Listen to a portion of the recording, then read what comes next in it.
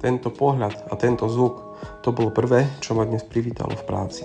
Chalani nám pripravili novú trasu, no spojiť ju budeme musieť my. Len čo skončilo vrtanie, už tu bol technik s ultrazvukovým meračom. Meral hĺbku potrubia, keďže na mieste, ktoré merá, sa bude niečo navárať. Sám neviem, čo to bude, ale to vám ukážem v ďalšom videu. Hĺbka týchto starých rúr je 7 až 8 mm. Zatiaľ, čo technik meral, tak ja som si brúsil ihly a pripravil sa na svoju prácu. Dnes robíme trasu, ktorá pôjde popod auta. Nad nami cesta, pod nami tma a medzi tým zvar, ktorý musí niečo vydržať. Tu môžeš vidieť, pod týmito železnými platňami, ktoré sú na ceste, budem zvárať.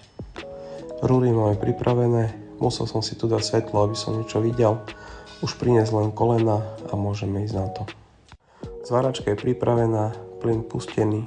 Chcem vám ukázať základné veci, ktoré si beriem k sebe, keď idem zvárať na takéto pozície, aby som sa nemusel otáčať hore-dole 100-krát.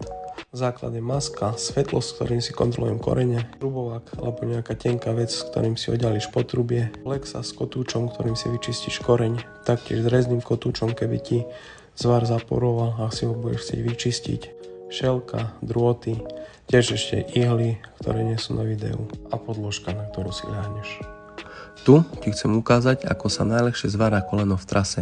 Ak budeš mať trasu, kde máš rovnú rúru, koleno a opäť rovnú rúru, tak si stále koleno závar len na jednej strane. Ak by si ho naheftoval z jednej aj z druhej strany, už ním nevieš manipulovať a otáčať ho. Najlepšie je zavárať si koleno len z jednej strany, keďže si ho vieš manipulovať a otáčať a potom ho naheftovať a mať jeden pozičný zvar.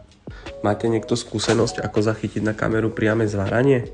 Ak áno, tak daj mi to vedieť, prosím ťa, do komentára alebo do správy. Tu už oba kolena máme navarené, urobiť ešte jeden pozičný zvar a keďže sme prišli na to, že nemáme materiál, tak to končíme len jednu stranu.